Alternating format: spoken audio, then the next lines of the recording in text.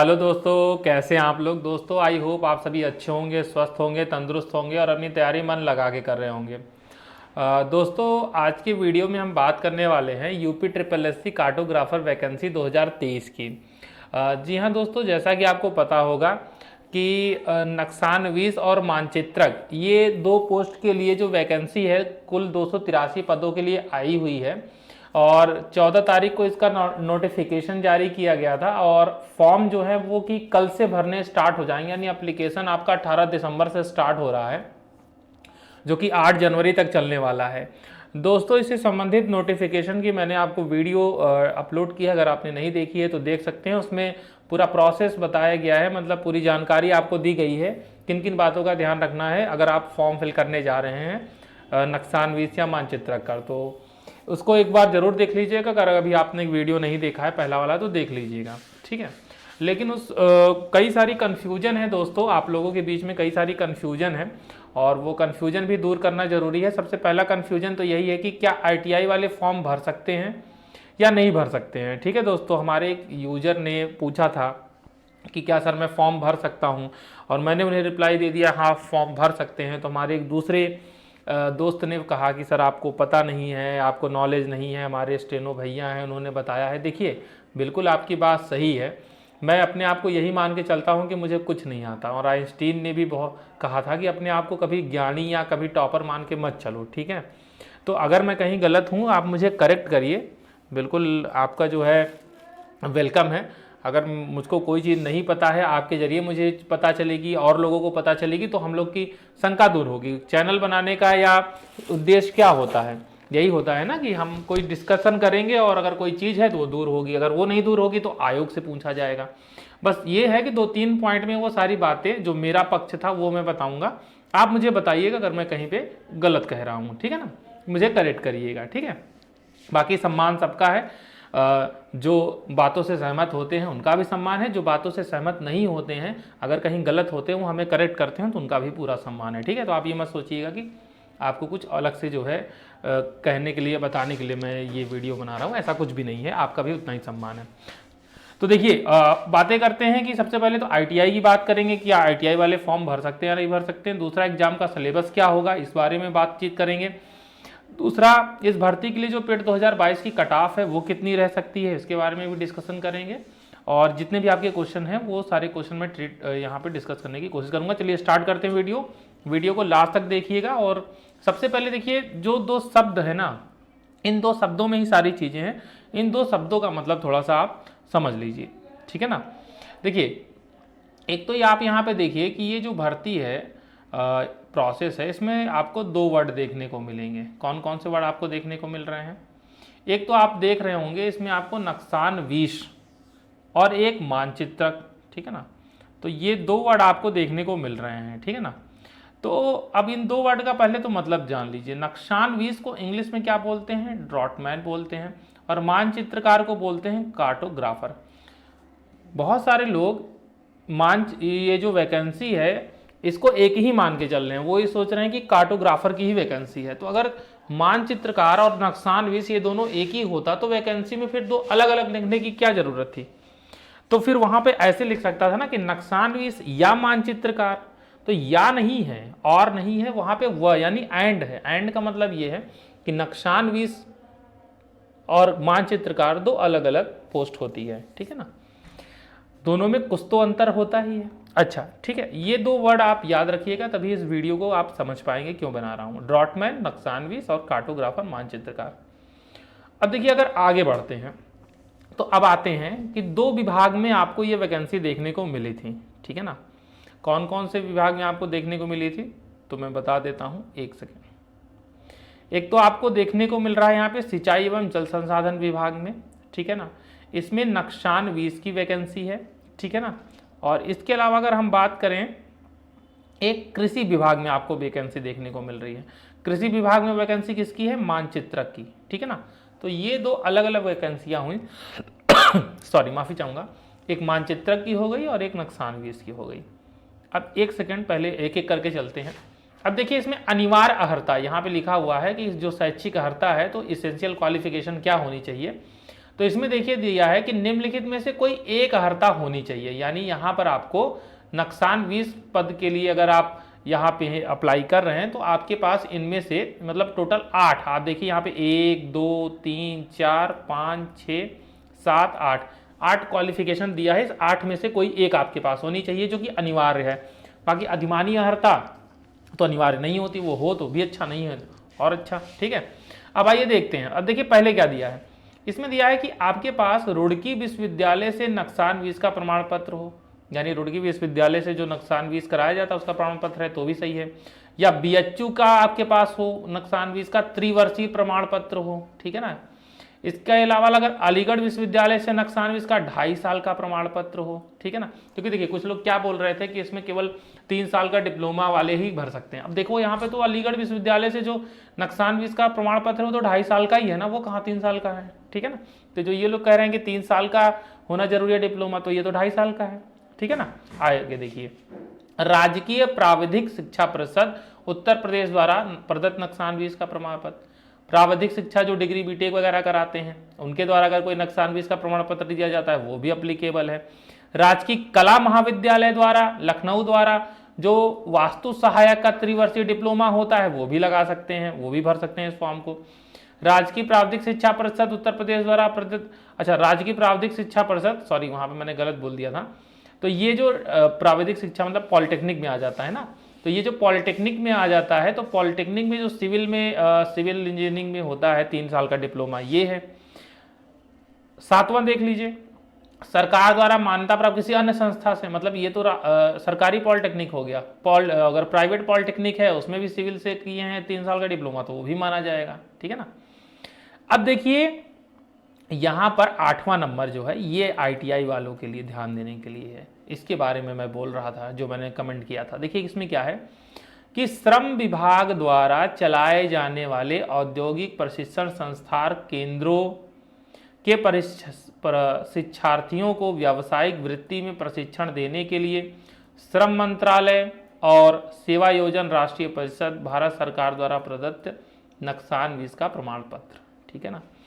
अब जो ITI कर रहे हैं तो जहां तक मेरी जानकारी है तो औद्योगिक प्रशिक्षण संस्थान यानी इंडस्ट्रियल जो इंस्टीट्यूशन होते हैं, ठीक है ना, तो इन्हें ही ITI बोला जाता है। बाकी आप गूगल ट्रांसलेट में इसको देख सकते हैं होता या नहीं है, ठीक है ना। और ये जो औद्योगिक प्रशिक्षण संस्थान होते हैं श्रम विभाग द्वारा ही चलाए जाते हैं। मैंने हालांकि यहाँ पे स्क्रीनशॉट लगाया है, देखिए औद्योगिक प्रशिक्षण संस्थान, ठीक है ना। भारत में औद्योगिक प्रशिक्षण संस्थान भारत सरकार के श्रम एवं रोजगार मंत्रालय के अधीन चलाए जाने वाले प्रशिक्षण संस्थान है जिनमें प्रशिक्षुओं को तकनीकी कार्यों का प्रशिक्षण दिया जाता है। तो ये ITI की ही बात तो हो रही है, ITI के अलावा कोई दूसरी बात तो हो नहीं रही है, ITI की ही तो है ना ये। अब इसे ITI नहीं कहेंगे तो फिर ITI की परिभाषा क्या होती है, या तो वो मुझे बता दीजिए। दूसरी चीज जो आपको ध्यान देने वाली है क्या, कि क्या इनके द्वारा नक्सान 20 का कोई प्रमाण पत्र दिया जाता है। आपको पता है जैसे कि ITI में अलग अलग ट्रेड चलते हैं, तो अब इम्पॉर्टेंट ये है कि क्या उसमें कोई ट्रेड है। तो देखिए इसीलिए मैंने आपको वहाँ पे वो मीनिंग समझाई थी। आप यहाँ पे देखिए जो मैंने हाईलाइट किया है, दिख रहा है आपको, ड्रॉफ्ट्समैन सिविल, ड्रॉफ्ट्समैन मैकेनिकल, दिखा आपको। तो देखिए इसमें ड्रॉफ्ट्समैन सिविल है या नहीं है। तब जो ये ड्रॉफ्ट्समैन की वैकेंसी है, क्या इसके लिए नक्सान 20 ही तो अगर नहीं है तो फिर इसके जो इस डिप्लोमा को किए होंगे या जो इस डिग्री कोर्स को किए होंगे तो किस लिए किए हैं। अगर वो इसका फॉर्म नहीं भर सकते तो फिर किस लिए किए हैं, क्या आपने डिग्री दिखाने के लिए किए हैं फिर। तो जाहिर सी बात है कि यहाँ पे अगर नोटिफिकेशन में कोई चीज़ लिखी हुई है वो तो गलत लिखी नहीं रहेगी। या तो मैं गलत पढ़ रहा हूँ, आप दोबारा जो है इसको डाउनलोड करके पढ़ लीजिए, या किसी से गूगल ट्रांसलेट करवा लीजिए। आप मुझे करेक्ट करिए कि सर आप गलत पढ़ रहे हैं, इसका मतलब ये नहीं है, इसका मतलब ये नहीं है, तो भी मैं मान लूँगा अपनी बात। लेकिन जहाँ तक मैं पढ़ पा रहा हूँ, जहाँ तक मेरी समझ कह रही है, तो उसमें यही कहा जा रहा है कि ITI में अगर आपके पास नक्सान 20 का प्रमाण पत्र है तो आप भर सकते हैं। नक्सान 20 का मतलब ड्रॉफ्ट्समैन होता है, तो अगर आपके पास ड्रॉफ्ट्समैन सिविल की है आपके पास डिग्री, डिप्लोमा है, तो बिल्कुल आप भर सकते हैं, ठीक है। अब देखिए ये बात हुई थी अभी तक नक्सान 20 की, ठीक है ना। दूसरी जो वैकेंसी है वो कृषि विभाग में निकली है, मानचित्रक की। अब मानचित्रक का मैंने आपको मीनिंग दिखाया था, अगर आपने नहीं देखा तो देख लीजिए। नक्सान 20 का ड्रॉफ्ट्समैन हो गया, ये तो क्लियर हो गया ना कि जिन्होंने ITI किया है ड्रॉफ्ट्समैन सिविल, उनके पास है डिग्री, तो वो भर सकते हैं, उनको कोई दिक्कत नहीं है, ठीक है ना। कार्टोग्राफर देख लीजिए, कार्टोग्राफर मानचित्रकार, तो जो मानचित्रक है उसको कार्टोग्राफर बोलते हैं, ठीक है ना। अब इसमें भी दिया हुआ है, अगर इसमें आप देखें तो इसमें भी सारी चीजें सेम ही है, बस पॉइंट नंबर 7 में वो चीज दी है कि श्रम एवं नियोजन मंत्रालय भारत सरकार औद्योगिक प्रशिक्षण संस्थान के प्रतिष्ठाती को श्रम विभाग द्वारा पूर्ण रूप से चलाए जा रहे व्यावसायिक प्रशिक्षण की राशि मानचित्र। अब यहाँ पे क्या लिखा है कि मानचित्रकारिता में किया गया प्रमाण पत्र। अब यहाँ पे ये नहीं लिखा है कि ड्रॉटमैन नक्सानवीस में किया गया। मतलब ये है कि अगर ड्रॉटमैन के पास सिविल की आपके पास ITI आपने किया है तो फिर आप इसको नहीं भर पाएंगे, ठीक है ना। अगर आपने मानचित्रकारिता में कोई प्रमाण पत्र प्राप्त किया है तो फिर आप उसको भर सकते हैं। तो कार्टोग्राफी से रिलेटेड अगर, हालांकि मैंने इतना डिटेल में देखा नहीं, आप देख लीजिएगा, इसमें ट्रेड बहुत सारे ट्रेड हैं, ये सारा मैंने स्क्रीनशॉट लगाया, गूगल पे चेक कर लीजिए। बाकी जो टेक्निकल से होंगे तो आपको ज़्यादा जानकारी होगी मुझसे, क्योंकि मुझे तो गूगल करना पड़ रहा है, मुझे तो टेक्निकल की उतनी जानकारी नहीं है। लेकिन ये है कि अगर आपको मुझसे ज़्यादा जानकारी होगी तो आप सर्च कर लीजिएगा। अगर आपको उससे रिलेटेड आपके पास कोई प्रमाण पत्र है तो उस केस में आप उस फॉर्म को भर सकते हैं, ठीक है ना। अगर उस केस में अगर आपके पास नहीं है तो फिर आप इस फॉर्म को नहीं भर सकते हैं, ठीक है ना।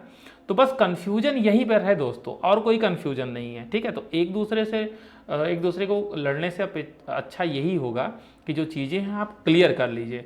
मेरी मत मानिए, अपनी मत मानिए आप सॉरी, एक बार आयोग से कांटेक्ट कर लीजिए। बाकी जो आयोग नोटिफिकेशन निकाला है, तो नोटिफिकेशन आयोग किस लिए निकालता है? इसीलिए निकालता है ना कि सारी चीज़ें वो बताई जा सकें, ठीक है ना। तो नोटिफिकेशन में सबसे पहले अगर आप देखिए तो वहाँ पे क्या लिखा है, वहाँ पे यही ना लिखा है कि नक्सानवीस व मानचित्रक। तो व मानचित्रक का मतलब क्या है कि नक्सानवीस अलग है और मानचित्रक अलग है, ठीक है ना, दोनों में अंतर है। नहीं तो फिर अलग अलग यहाँ पे देने की क्या जरूरत थी? एक जगह जब वहाँ जहाँ पे नक्सानवीस की वैकेंसी है वहाँ पे नक्सानवीस का प्रमाण पत्र लिखने की क्या जरूरत थी? जहाँ पर मैं कह रहा हूँ कि जहाँ पर मानचित्रक की जरूरत है वहाँ मानचित्रक में प्रदान किया गया प्रमाण पत्र लिखने की क्या जरूरत थी? अब जो 3 साल का डिप्लोमा है सिविल का, वो तो सब जगह वही लिखा है ना। अब जैसे यहाँ पे देखिए 5वां, राज्य तकनीकी शिक्षा परिषद उत्तर प्रदेश द्वारा सिविल यंत्रण में प्रदान किया गया 3 वर्ष का डिप्लोमा। अब यही चीज़ यहाँ भी लिखा है और यही चीज़ यहाँ भी लिखा है। यानी अगर आपके पास डिप्लोमा है 3 साल वाला सिविल वाला, तो फिर आप जो है इसका भी फॉर्म भरिए, नक्सानवीस का भी भरिए और आप फॉर्म भरिए मानचित्रक का भी भरिए, ठीक है ना। लेकिन अगर आपके पास ड्रॉटमैन की डिग्री है तो फिर आप केवल ड्रॉटमैन यानी नक्सानवीस के लिए भर सकते हैं, मानचित्रक के लिए नहीं भर सकते हैं, ठीक है ना। तो ये चीज़ है, बस ये कन्फ्यूजन है, इसी वजह से दिक्कतें आ रही हैं, ठीक है। तो इस कन्फ्यूजन को दूर कर लीजिए, पहली बात तो ये। दूसरी बात क्या है देखिए, दूसरी बात देखिए, जहाँ तक सिलेबस की बात है कि सिलेबस कब तक जारी होगा। देखिए सिलेबस अभी समय लगेगा, अभी तो फॉर्म फिलअप ही हो रहा है, तो ठीक है, अभी तो सिलेबस नहीं आ जाएगा, सिलेबस आने में टाइम लगेगा, ठीक है ना। सिलेबस आपका जो है फरवरी से पहले तो नहीं आएगा। मान के चलिए कि आपकी सारी जो प्रक्रिया है वो चुनाव के बाद ही होनी है, चुनाव के बाद ही सिलेबस आएगा, चुनाव के बाद ही शॉर्ट लिस्टिंग होगी, सब कुछ इतनी जल्दी नहीं होगा, क्योंकि अभी आपके पीछे बहुत सारी वैकेंसियाँ हैं। अभी ग्राम पंचायत अधिकारी वाली है, VPO की वैकेंसी है जो, और उसके अलावा ऑडिटर का है, तो बहुत सारी वैकेंसियां हैं। फिर कनिष्ठ सहायक का, जूनियर असिस्टेंट का है 5000 प्लस वाला जो था AG वाला, ठीक है ना। स्टेनोग्राफर का भी अभी हाल में फॉर्म फिलअप हुआ है, उसके पहले डेंटल हाइजीनिस्ट, स्टेनोग्राफर, मतलब कई सारी वैकेंसियां हैं, ठीक है। तो उसके लिए तो आपको वेट करना पड़ेगा। लेकिन जो आपका सिलेबस होगा वो 65, 15 और 20 इस फॉर्मूले पे होगा। मतलब 65 तो आपकी टेक्निकल नॉलेज हो गई, ठीक है ना, 15 आपका हो गया कंप्यूटर से रिलेटेड और 20 हो गया आपका यूपी स्पेशल, ठीक है ना। तो ये फॉर्मेट रहने वाला है। तो इसमें आप अपना जो यूपी स्पेशल है ना, सबसे पहले इसको कवर कर सकते हैं। भाई जब तक सिलेबस नहीं आ रहा है और सारी वैकेंसी आपने अगर कोई भर रखी है तो उसकी तैयारी करिए, साथ में ये जो 20 नंबर का यूपी स्पेशल आना है, 20 नंबर जहाँ से मिलना है, इसकी तैयारी आप स्टार्ट कर दीजिए। तो इस फॉर्मेट में रहेगा। बाकी जब डिटेल ऑफिशियल सिलेबस आ जाएगा तो उसके बारे में भी आपको बताया जाएगा। पेट कट ऑफ के बारे में अभी से ही एज्यूम करने लग जा रहे हैं, ठीक है। मैं ये कहता हूँ कि जो चीज़ समय पे हो वो ज़्यादा बेटर है। फॉर्म फिलअप मतलब 14 दिसंबर को तो अभी नोटिफिकेशन जारी हुआ है, ठीक है ना। उसके बाद 18 तारीख से तो अभी फॉर्म भराया जाना है, यानी कल से। अभी फॉर्म फिलअप नहीं हुआ, टोटल कितने फॉर्म पड़ रहे हैं अभी किसी को पता नहीं है। पहले से थोड़ी बता सकता हूँ कि इतने ही लोग फॉर्म भरेंगे, ठीक है ना। तो टोटल कितने फॉर्म पड़ जाते हैं उस पर भी डिपेंड करता है, कितने लोग फॉर्म भरे हैं, उनके क्या नंबर है, सारी चीज़ें कट ऑफ पर डिपेंड करती हैं, ठीक है ना। अब इसमें जो है कुछ कमेंट आ जा रहे हैं कि भैया 70 प्लस ही जाएगी कट ऑफ। तो 70 प्लस बता देने से क्या होगा कि जिनका 70 नहीं है तो वो तो डीमोटिवेट हो जाएंगे, उनके पास डिग्री है, सब कुछ है, भरेंगे नहीं, बाद में पता चला कट ऑफ कम है। ठीक है ना, तो ऐसा मत करिए, सबको मौका दीजिए, सबका अधिकार है ना। कंपटीशन होगा, कैंडिडेट शॉर्टलिस्ट होंगे, आपका ज़्यादा नंबर आएगा, आप भी वही एग्जाम देंगे जिनका कम है, तो एक बार उनको मौका मत छीनिए। ठीक है, तो आप सुनिए जो नोटिफिकेशन में लिखा है, नोटिफिकेशन में क्या लिखा है कि अगर आपका नंबर 0 नहीं है और माइनस में नहीं है, ठीक है, 0 ना हो और माइनस में ना हो, मतलब अगर आपका पेट में एक भी नंबर है तो भी आप फॉर्म भर सकते हैं अगर आपके पास ये सारी एलिजिबिलिटियां हैं। ठीक है ना, तो मेरे सजेशन मानिए, अगर आपके पास ये डिग्री है, ये एलिजिबल है, ये प्रमाण पत्र है, सर्टिफिकेट है, इनमें से तो आप फॉर्म भर दीजिए। अगर आपका 1 नंबर है, 2 है, 3 है, 10 है, 15 है, 20 है, ठीक है, ये टेंशन मत लीजिए कि 1 नंबर है यार तो कैसे होगा। ठीक है ना, ये टेंशन अभी नहीं लेना है, अभी फॉर्म भरना है। ठीक है, कट ऑफ पे एक सही आकलन, फॉर्म फिलअप होने के बाद कितने फॉर्म भर जाते हैं उसमें सही आकलन आपको बिल्कुल मिल जाएगा इसी चैनल पे, आपको परेशान होने की जरूरत नहीं है। ठीक है, तो पहले से डिमोटिवेट मत होइए, कोई ज़्यादा दिक्कत है मेरी भी मत मानिए, मैं गलत हूँ,